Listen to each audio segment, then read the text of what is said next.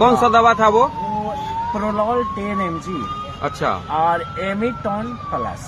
अच्छा, किस चीज में काम आता है वो? ये तो मैं भी नहीं बता सकता सर। कैमरा स्थिति था सर कि करंट दिखा रहा था, सिर्फ फिगर हमको भी पता, हमको ना चलाने नहीं आता। का परछाई कोई भी सीसीटीवी जो आपका है उसमें प्रशासन को आप सब दे दिए? हाँ देखिए तो उसमें ऐसा कुछ नहीं ना मिला क्या? आपके आंसू, आंख में आंसू बता रहा है कि आपके अंदर दर्द है, किसी का बेटी हो, अगर वो गई है तो उसका दर्द आपको भी है, हमको भी है। दवा हम उनको जो हमसे पूछा सर ने, मैं किसी लड़की को या किसी बच्चे को नहीं दिया हूँ। हाँ, मैं उनके पिताजी नहीं, आगे कहें कि अगर मान लिया कि जरूरत पड़े तो क्या आप हमें सहयोग करेंगे?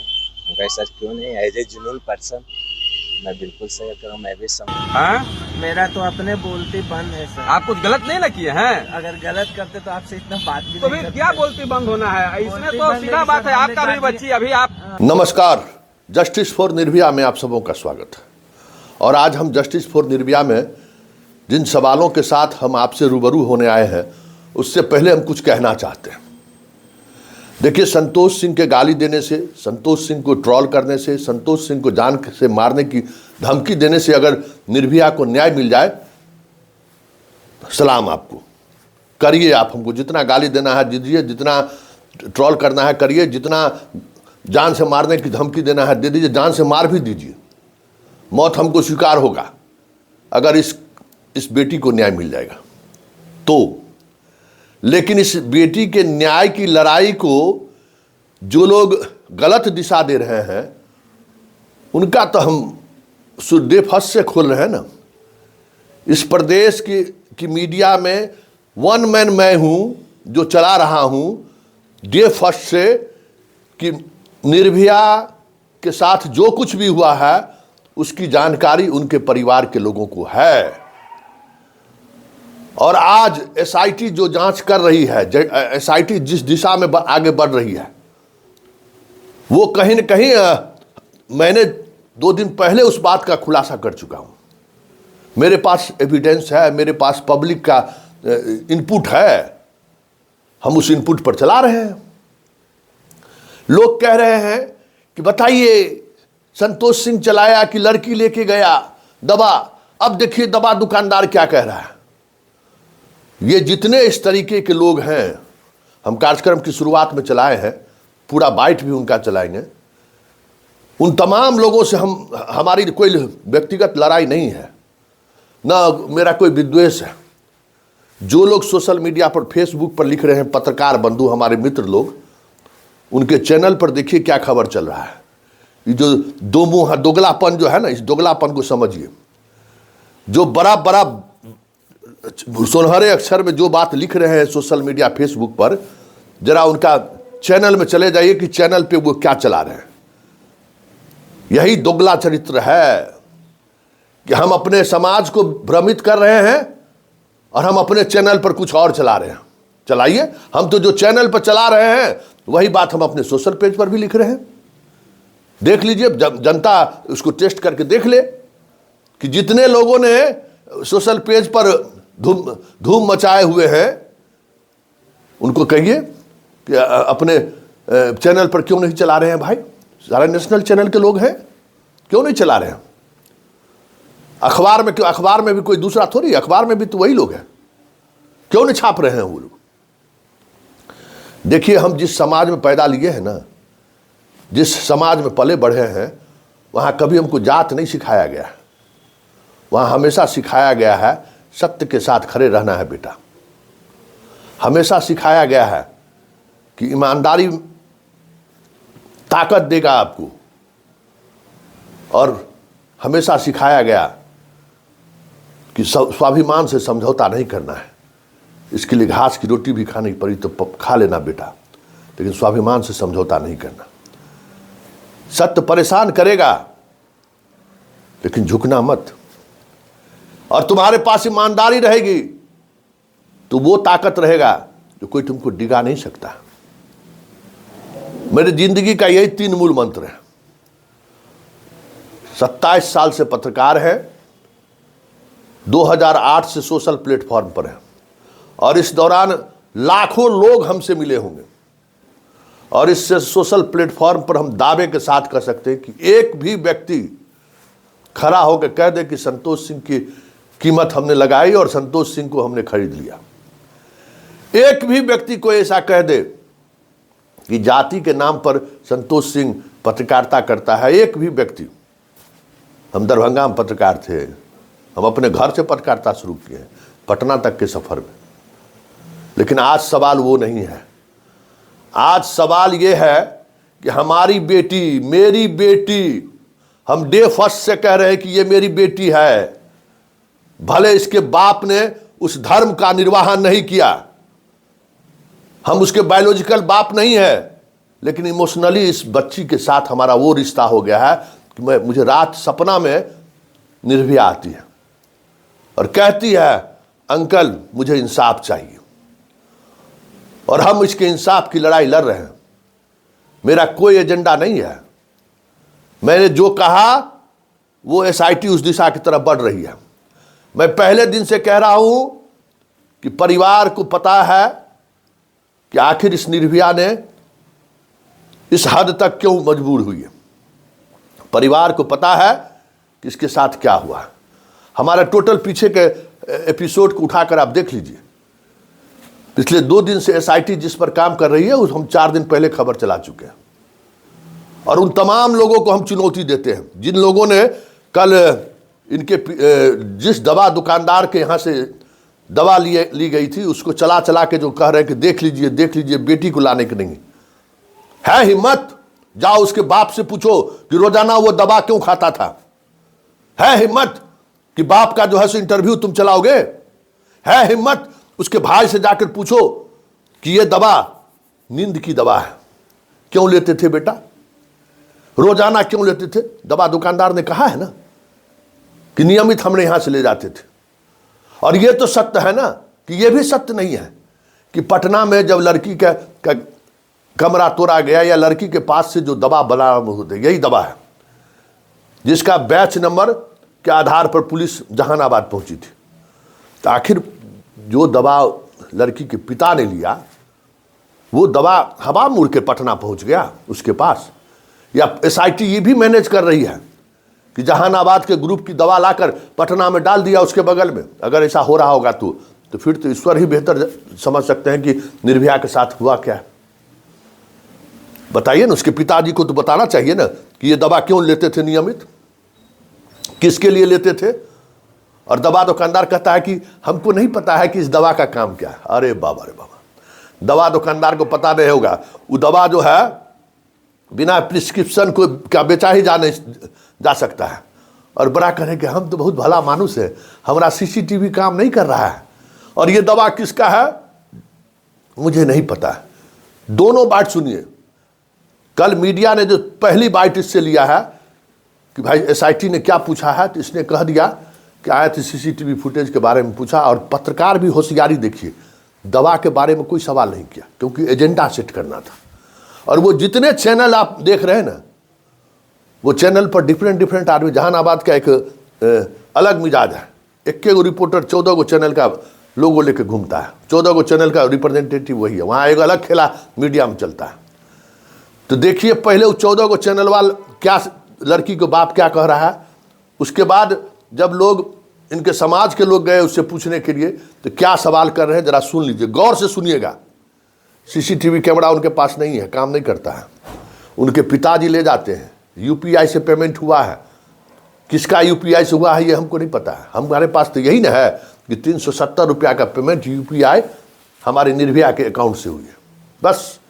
चलिए पहले जरा सुन लीजिए। कुछ लोग आए थे सर जिन्हें हम बढ़िया से पहचान नहीं पाए आए। उन्होंने हमको कहा कि सर मुझे आपका कैमरा चेक करना है। हमने कहा कि आइए सर चेक कीजिए।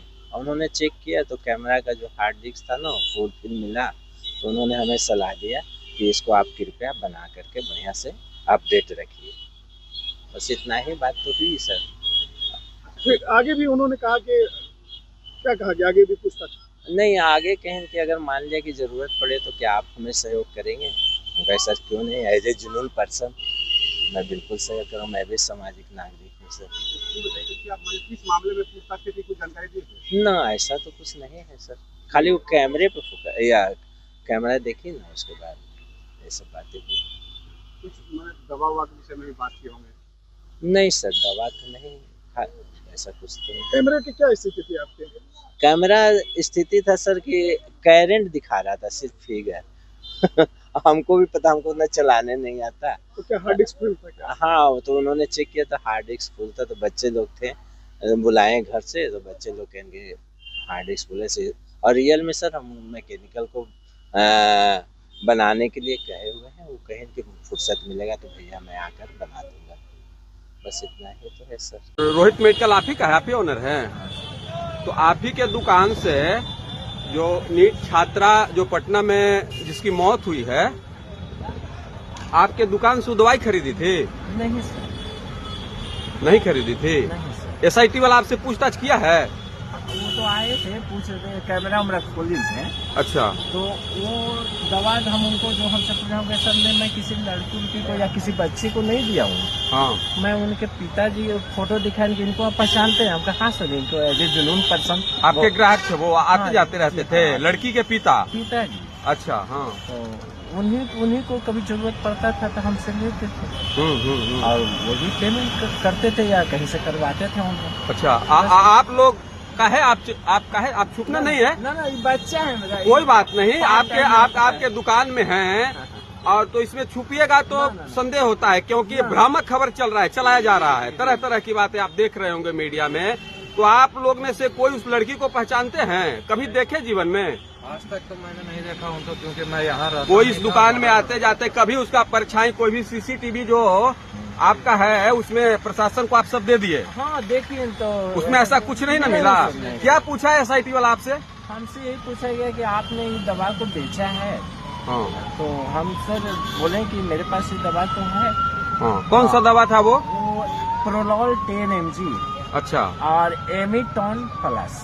अच्छा, किस चीज में काम आता है वो? ये तो मैं भी नहीं बता सकता सर। अच्छा, उसका पुर्जा था? हाँ, जी जी। उसके पिताजी? पिताजी हमेशा लेते हैं। पिताजी हमेशा लेते हैं? हाँ। और वही कितने तारीख को घटना है? ये तो हमें भी नहीं मालूम। याद नहीं आपको? नहीं याद, कहाँ से? एसआईटी वाला नहीं बताया? अच्छा, वो सब तो बता रहे हैं कि 27 को 28 को 1 को। देखिए, हम अरवल हॉस्पिटल मोड़ के पास हैं, जहानाबाद का हॉस्पिटल मोड़ है। यहीं के बारे में, इस दुकानदार के बारे में बताया जा रहा है। रोहित मेडिकल है। बताया जा रहा है कि यहीं से पीड़िता दवाई खरीदी थी, नींद की गोली खरीदी थी, और 26 तारीख को शायद। हाँ, नहीं, मैं मीडिया वाला बता रहा है, मीडिया वाला बता रहा है कि पीड़िता खुद दवा खरीदी थी और इसी को लेके गई पटना, और हॉस्टल में वही दवा खाने के कारण उसकी मौत हुई। आप नहीं कह रहे हैं, मैं नहीं कह रहा हूँ। ये कुछ लोग जो दलाल टाइप के, जो सरकार की छवि को बचाना चाहते हैं या फिर किसी से पैसा लेके बिके हुए हैं, वो व्यक्ति ऐसा चला रहा है। हमें उससे सवाल पूछना चाहता हूँ कि आओ तुम जहानाबाद है, इसकी जांच पड़ताल करो। उसका कहना है कि इस घटना का पूरा जांच सिर्फ जहानाबाद में हो रहा है, बाकी किसी से जांच करने की आवश्यकता नहीं है और कहीं जांच नहीं हो रहा है। ये उचित है?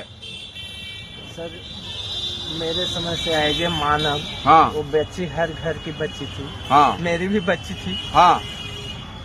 समझ नहीं, अगर ऐसा आपकी आंसू, आंख में आंसू बता रहा है कि आपके अंदर दर्द है, किसी का बेटी हो। अगर वो गई है तो उसका दर्द आपको भी है, हमको भी है। हाँ? मेरा तो अपने बोलते बंद है सर। आप कुछ गलत नहीं ना किए हैं? अगर गलत करते तो आपसे इतना बात भी तो नहीं फिर करते। क्या बोलती बंद होना है? इसमें बोलती तो बंद सीधा है कि बात सर है, हमने आपका भी गार्जियन- बच्ची अभी आप। हाँ, गार्जियन को मैंने दिया है, अगर भाई किन्हीं को तो दिया नहीं। हाँ। सुन लिए? अब हम चुनौती देते हैं, जिसने ये वीडियो वायरल करके हमको ट्रोल करने की कोशिश कर रहे हैं, उनको हम चुनौती देते हैं कि उनके बाप से पूछे, लड़की के बाप से पूछे कि उसके घर में ये दवा कौन खाता है। और जितना पत्ता, दवा दुकानदार भी उन्हीं का है ना, जितना लेके खरीद के लेके गए थे, क्या आज भी उनके घर में उतना पत्ता मौजूद है दवा का? बाप को तो अब प्रेस कॉन्फ्रेंस करना चाहिए। जिन चीजों से हम बच रहे थे, एक बात समझ लीजिए, जिन चीजों से हम लगातार बच रहे थे, उसको इन्हीं लोगों ने एक्सपोज किया है। क्योंकि मुझे पता था और पता है कि हमारे निर्भया के साथ ये जो स्थिति हुई है ना, इसके लिए हमारा समाज जिम्मेवार है, हमारी मानसिकता जिम्मेवार है। हम अपने बच्चों के शैक्षणिक योग्यता पर मंथन नहीं करते हैं कि ये बेटी मेरी डॉक्टर बनने की स्थिति में है कि नहीं, लेकिन हमारी इच्छा होती है कि हमारे बेटा बेटी कलेक्टर बन जाए, और हम अपनी इच्छा अपने बच्चों पर थोप देते हैं। उसी का परिणाम है निर्भया। इसलिए हम बार बार कहते हैं कि इसकी जांच होनी चाहिए, और हर बाप जिम्मेवार है इस तरीके की घटना के लिए, जो अपने कर सकते हैं कि इच्छा बच्चों पर थोपता है। उसको पता है कि बाल बच्चा मेरा बेटा बेटी 100 मीटर का दौड़ नहीं दौड़ सकता है, और उसको मैराथन दौड़ने के लिए पटना भेज देता है। इसलिए हम इस खबर पर लगातार बने हुए थे कि ये सच भी सामने आना चाहिए। हम जैसे बाप का जो एक महत्वाकांक्षा है, जीवन में हम अपने कुछ नहीं किए।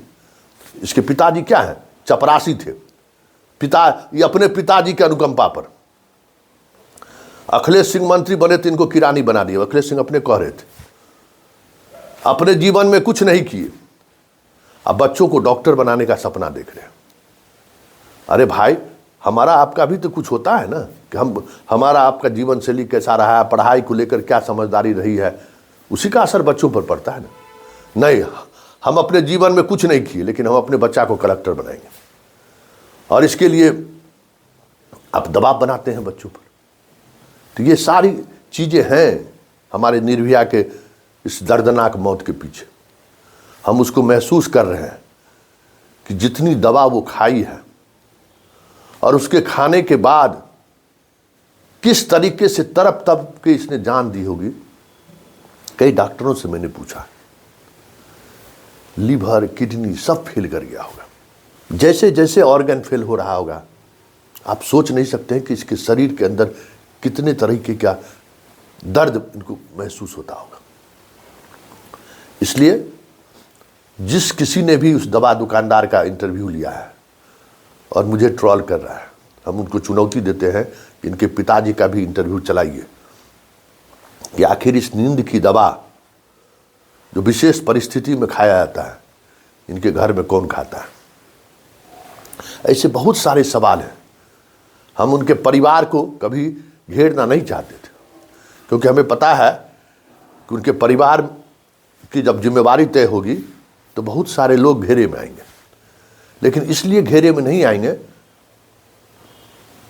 कि वहाँ वो लोग मौजूद थे, लेकिन घेरे में इसलिए आएंगे कि निर्भया को इस हद तक जाने पर मजबूर करने वाला परिवार का ही मामा, भाई, पिताजी, माँ, दादी सब लोग हैं।